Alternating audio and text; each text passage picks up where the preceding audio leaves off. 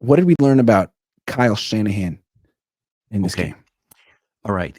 Iggy, there's a lot. So we'll go back and forth, all right? Yeah. Um, Grant and I have expressed admiration for many things Kyle does.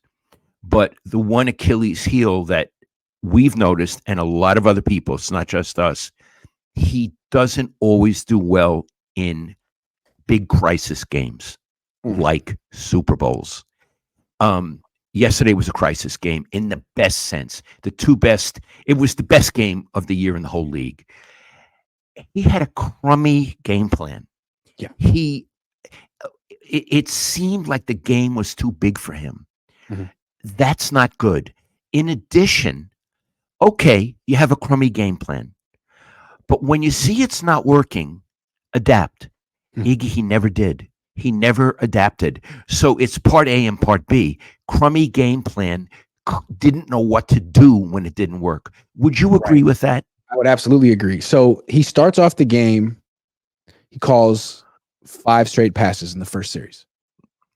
First pass to McCaffrey, 3 yards. Second pass incomplete to Juszczyk. Next pass to Kittle for 58 yards. Next pass to Kittle for 13. First and 10 from the 15. Another pass. That's not the Niners offense. They're a balanced offense. So he comes out and he's trying to make some kind of a statement on national television with his quarterback against the Ravens. And on first and 10, he throws a pick in the end zone, like so avoidable. Really don't need to do that. I asked Kyle Shanahan after the game, like, why did you come out so aggressive? And when he's not really prepared to answer a question, he gets a little defensive. And then this one, he said, well, we were moving the ball really well. It seemed to be working. Okay.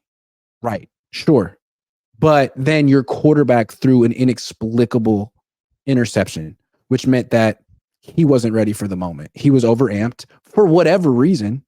That's when you have to say, look, even though my game plan is good and it's working, he's not ready.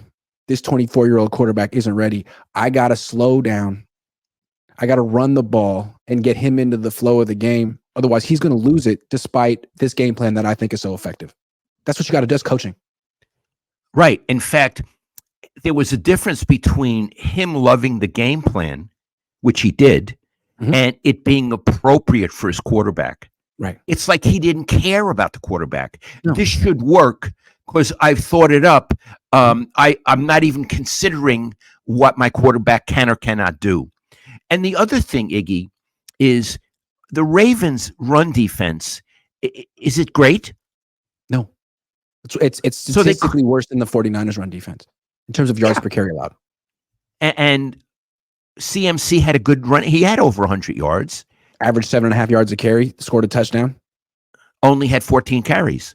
Yes. So his whole emphasis was different from what it always is. And he picked exactly the wrong game to do that, which is, again, not being as up to the large moment. And that's what one of the things that we keep wondering with him. And he did nothing in this game to dispel that wondering. And we're learning more and more that he's not up to it. It's one thing to have a good game plan and call good plays, which Kyle can do. But how do you react when your quarterback is rattled? Call it rattled in baseball, right? He was rattled. What do? Kyle makes it worse. All of a sudden, you see him getting angry on the sideline, and you see Brock Purdy sort of the bad stuff snowballs, and then he's hurt, and then he's out, and then Sam Darnold's in, and he doesn't have any of that pressure on him, and he plays okay for a minute. And then afterward, Kyle Shanahan has all kind of praise for Darnold. It just feels like Kyle Shanahan made it worse. And then he did try to say, it wasn't all Purdy's fault, and it was some bad luck. But how do you think Purdy feels about himself after this game? How do you think he feels his standing with Shanahan is? Right. He feels vulnerable, of course. Last man taken in the draft. Yeah, he didn't want me back in the game. I said I was ready. I put my helmet on. He said no. He wanted to see Sam. I don't know why. And then he said Sam was really good. He didn't say I was really good because I wasn't. Yeah, and listen, I know when your quarterback has the yips, and it happens, especially to a young guy like that. What you do is you think, what plays does he like? Let's be clear, Iggy. Not what plays do I like as a play caller, and my plan, my scripted plays and my whole plan. Forget that. What's more important is, what is my quarterback like? How can I get him comfortable and in the flow of the game? There's a lot of passes that he could have. First of all, they could have run the ball, but in addition, there were a lot of gimme passes that he could have given the kid, but it wasn't in his game plan because he wanted to make a statement. So he loused up his quarterback.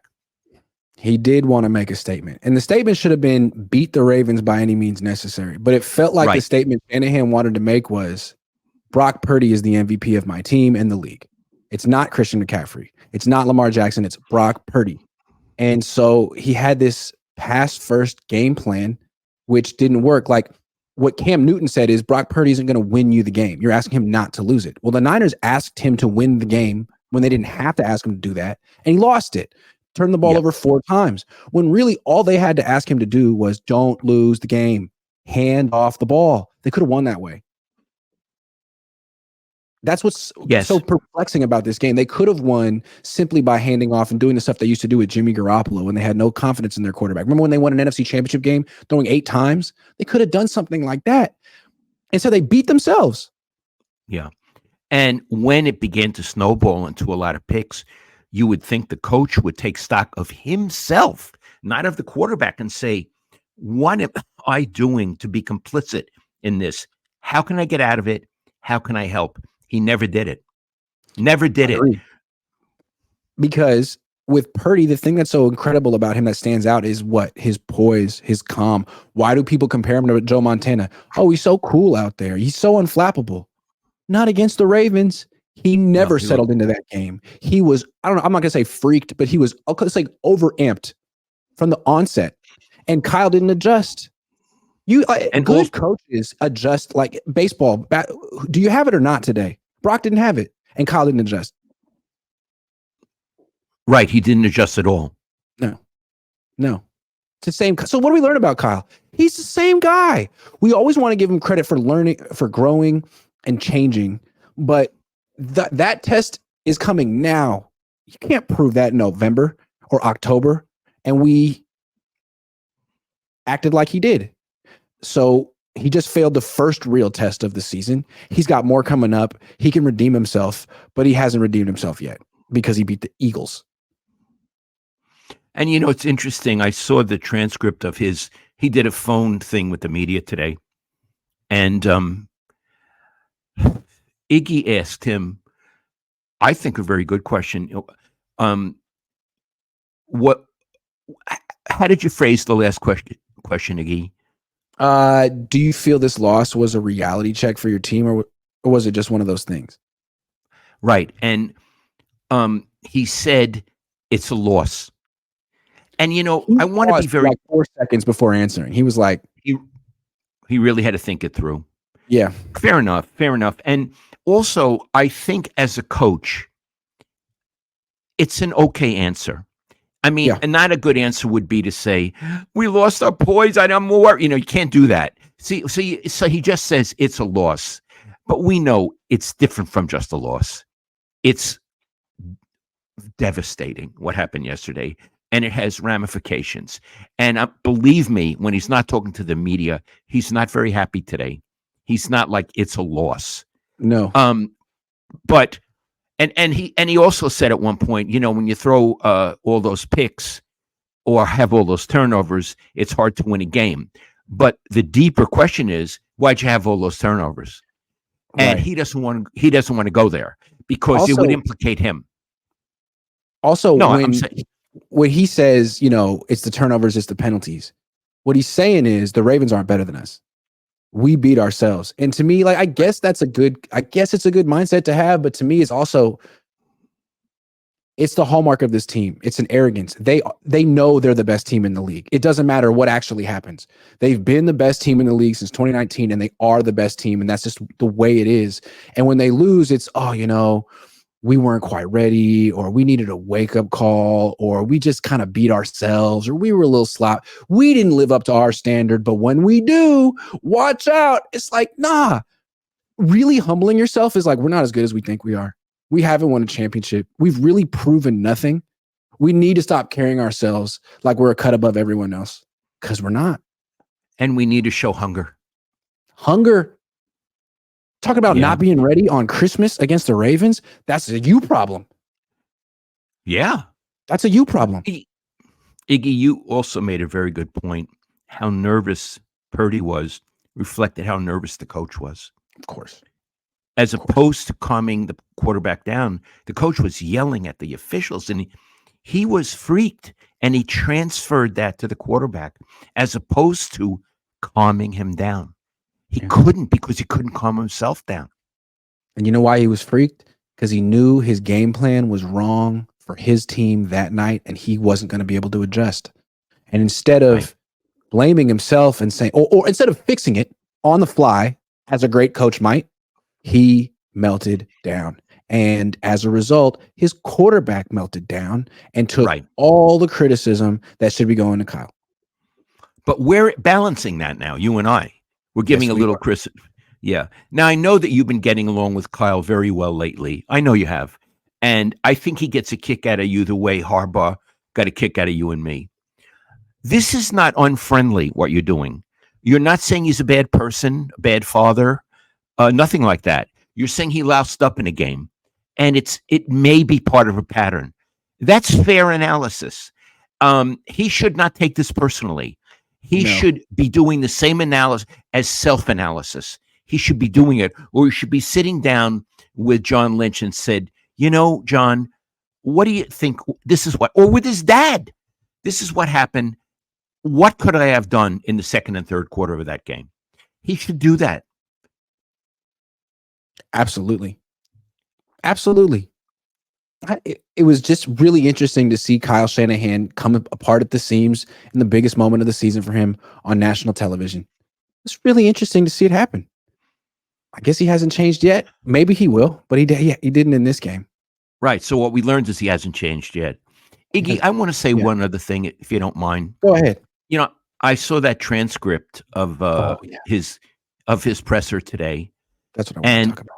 You have to understand, I am retired, but I have been in thousands of post-game news conferences in every sport. Warriors, Giants, A's, Raiders, Niners. The next day, I've been in thousands of these, and I know how they go. I know how they should go. And I can assure you that I always had questions, and I was extremely assertive, because I wasn't there to make friends with the coach. I was there to be a freaking journalist. Yeah. And I was there to ask questions of people who have power. And if it made them uncomfortable, sorry, it's not personal. Well, I looked at this transcript, and some of them are my friends. They're still there from when I was working. And some of the questions, first of all, there were very few questions about yesterday's game. To me, that's the only topic. Today's conference call. Yeah, in today's conference call, there was nothing. Iggy asked 2 questions, and Jennifer Lee Chan asked some questions. Yes, she Iggy, did. I don't know if anybody else did. There was a lot about Jason Verrett and Diamador Lenore and Embry Thomas, Juwan Jennings. Juwan Jennings, who didn't play. Mm-hmm. So here's Kyle, who has a lot of explaining to do, whether he wants to or not. And he's getting questions about Juwan Jennings. Mm-hmm. He's getting questions about Jason Verrett, who played just a few plays. And I'm thinking, reading this, what in the world is going on? What are they so afraid of? Are they afraid that Kyle won't like them if they ask a direct question? I read some of the columns that were written, and I thought a lot of the columns were making excuses. Boy, they can really learn from this. They can really grow from this. If I were writing a column yesterday, I would have started with a line, on Monday night, the Niners had reality rubbed in their faces, and would have gone from there. That's the story. The story isn't, maybe they can learn and maybe they can do better. Not your job to be a cheerleader. They had realities rubbed in their faces, and you go from there. And that establishes your point of view and your tone. And you mentioned that Kyle's gotten a kick out of me recently. Yeah, he's been winning, and I haven't been asking tough questions, but I was doing that as a courtesy to his winning. Now that he lost, I have to do my job, and that's not. being nice or giving him, asking him what he wants to be asked. That's having him not like me this week. That's my job. I have to be okay with that, because what Kyle likes to do, and maybe it's what I would do in his position, when someone asks him a question he likes, he tries to give him positive reinforcement. A question that doesn't, right? Hey, I like you. That's a good question. I might use your name. I'll smile at you. We do business. As soon as you ask him a question that questions something he did or implies criticism of something he did, he smacks you down publicly to make you look like you don't even understand football and it's a stupid question. And most people don't want that. I'll take it. I don't mind.